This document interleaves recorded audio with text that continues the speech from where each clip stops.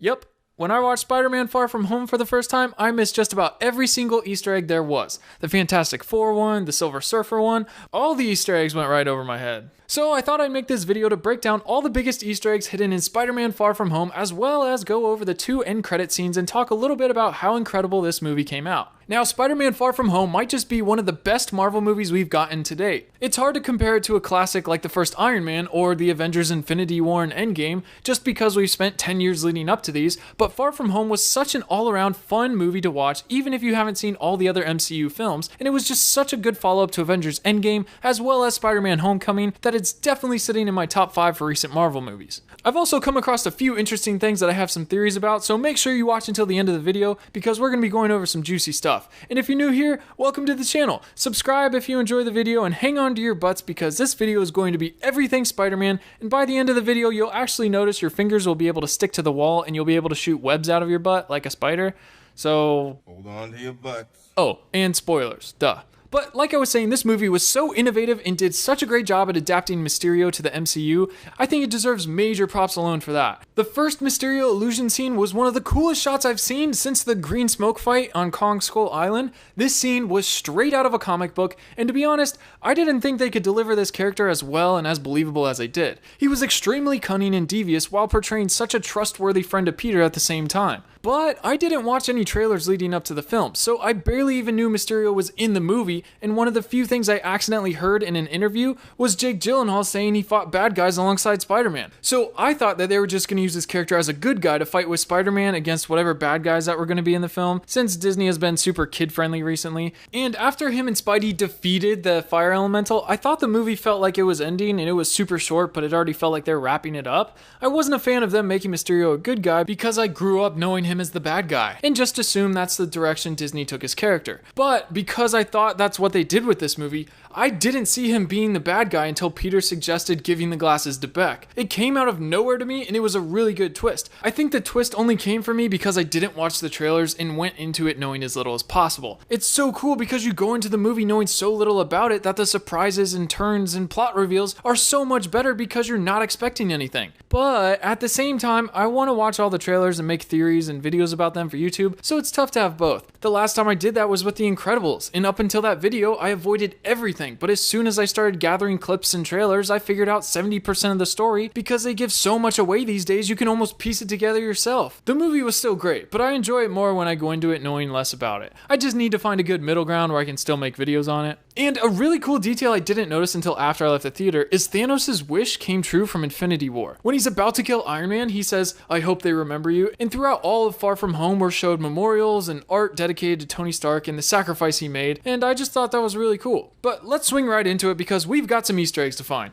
Now, the first huge one is at the end right before the credits start to roll. After Peter confronts Happy and May about their little fling going on throughout the whole movie, which was hilarious. I loved the faces Peter made when they were all in the same room, but again, it gets awkward and Peter dips to go meet MJ for their date, and we get some of the coolest shots of Spider-Man swinging through New York. He so effortlessly just rolls around the buildings and swings through the streets. It's such a beautiful scene to watch. I feel like it's been a while since we've got something that looked this good, but we see him jump off one building and soar through what used to be Stark Tower and then the Avengers Tower, and apparently it's been sold to someone new who we don't know who it is yet, but right after he goes through that and he starts to come down to the street level, we can see the Battle of New York memorial statue at Grand Central that was from the end fight from the first Avengers movie.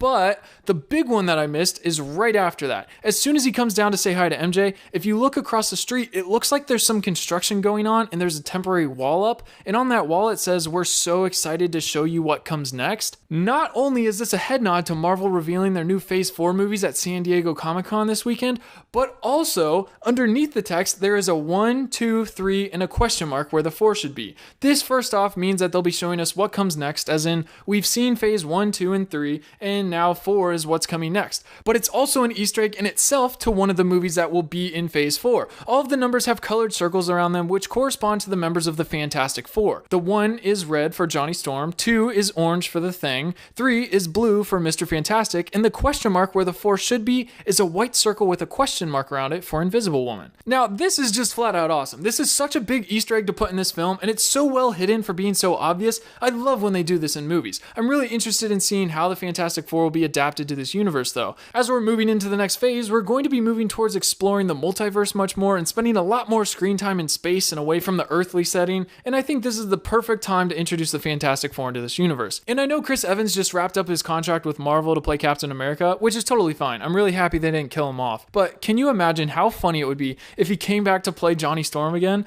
I think it's really cool that the same actor played multiple characters in the same universe. At the very least, I hope they make use of that and put in some funny Easter eggs and head nods after they reboot the series to when Chris Evans played the Human Torch. I would love to see that. And I don't know if you caught it earlier in the movie, but when Happy called Nick Fury and was trying to deliver a coded message to him, he said Mr. Stark was going through his belongings and there was a surfboard that was left behind. Fury angrily says that it's not his and to never call him again and then hangs up. But could this be an Easter egg hinting at the Silver Surfer coming to the MCU? Last February, it was rumored that Brian Vaughn was working on the script because Marvel was in the process of getting the character rights to the Silver Surfer from Fox, but I think that was delayed and we haven't heard anything since. But I mean, with the Fantastic Four Easter egg, I feel like there's a great chance we might be seeing the Silver Boy on the big screen during Marvel's Phase 4. But into the first official end credit scene, the swinging around with MJ was perfect. I died laughing when I saw it. I wasn't expecting that at all. In the first two previous Spider-Man interpretations, MJ and Gwen were both super graceful and loved the ride, but I felt like this one was much more realistic of what would actually happen. If you were literally clinging onto another human being, which isn't the easiest to start off with, and then be violently swung through skyscrapers in New York, that would objectively be terrifying and not the least bit romantic. It's cool in theory, but we like the idea of it more than the actuality of it. If you're Spider-Man, you're good. You can get hit by a car and get right back up. But anyone else would be properly freaked out. And I feel like we don't realize how blessed we've been with Zendaya playing MJ and how fresh and realistic of a perspective she brings to the character. But moving on, as we got closer to the end of the film, I thought that Peter was going to pull a Tony Stark and tell the public he was Spider-Man, and apparently he was supposed to in an alternate ending, but they ended up not going with it. Mysterio comes on screen for all of New York to see and claims Spider-Man attacked him, and he's the bad guy with a video his team edited for proof, and then he reveals Spider-Man's identity. I mean, my mind was actually blown when this happened, and I have no idea how this is going to play out. I think they did a great job ending the movie with Spider-Man winning and everything, but this makes us all go, what the heck is going to happen with the next movie? They did a great job of making us want more. Like, did Mysterio actually die? He's probably still alive. And now that literally everyone knows who Spider-Man is, Peter Parker can literally do nothing now. All of his classmates and teachers know, all of Aunt May's friends know, everyone walking around New York knows, and most important of all the villains know. This means in the next Spider-Man movie, as he's graduating high school, that basically resembles him graduating and moving on to the next step into the big leagues, fighting all the villains that will be hunting him, his family, and his friends. It was cool in the Tobey Maguire Spider-Man that when his mask came off and he saved the train, all the passengers gave it back and kind of pledged to keep his identity a secret out of respect and thanks to him for saving their lives.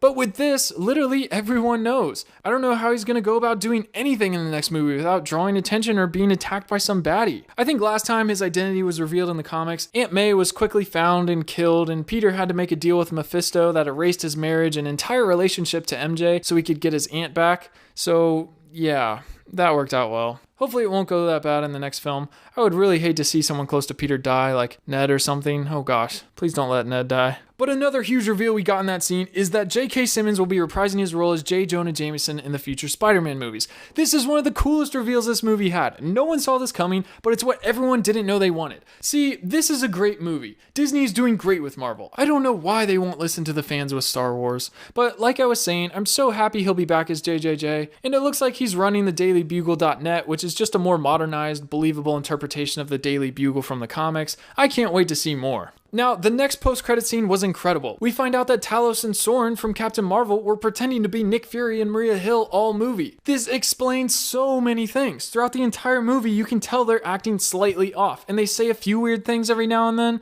like Fury says Mysterio is from your Earth when talking to Peter instead of saying our Earth, and his strong reaction to being asked where Captain Marvel was caught me off guard too, and the fact alone that Fury was so trustworthy of Mysterio right off the bat and never questioned him really threw me off. But then we get the reveal and it wasn't him, and we're like, oh, that makes sense. But for us to be able to notice that something seemed ever so slightly off with the two says a lot for their incredible acting. They weren't playing Fury and Hill, but they were playing characters pretending to be who the actors normally play and their interpretation of them, which is confusing to think about, let alone act out. This reminds me of one of the most incredible voice acting scenes we've gotten in a movie recently. There was a scene in Despicable Me where Steve Carell was playing two different characters that were twins as they were talking to each other while they were both pretending to be the other. Everything down to how each character thought the other talked and different mannerisms of how they talked.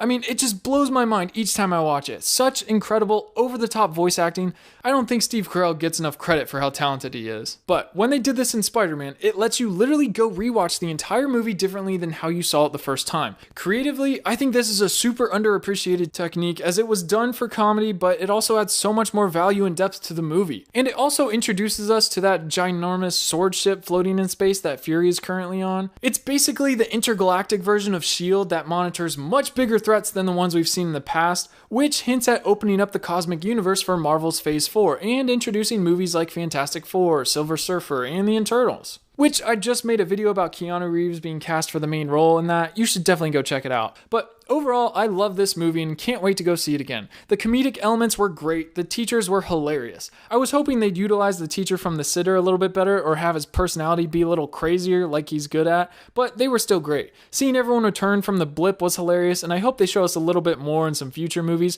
There's so much you can do with that. But thank you for watching the video. Subscribe if you enjoyed it, and tell me what your thoughts are for the future of these movies down in the comments. I want to hear what you guys are thinking right now. And actually, right now, as this video just posted, I'm actually in the middle of the Atlantic Ocean on a cruise with my family for a little much needed vacation. I will be back Saturday morning and should be able to make another video for next week. I am a little sad I missed Comic-Con, but I can't wait to catch up on everything once I get back. But until then, I will see you in the comments when I get back. Peace. Hold on to your butts.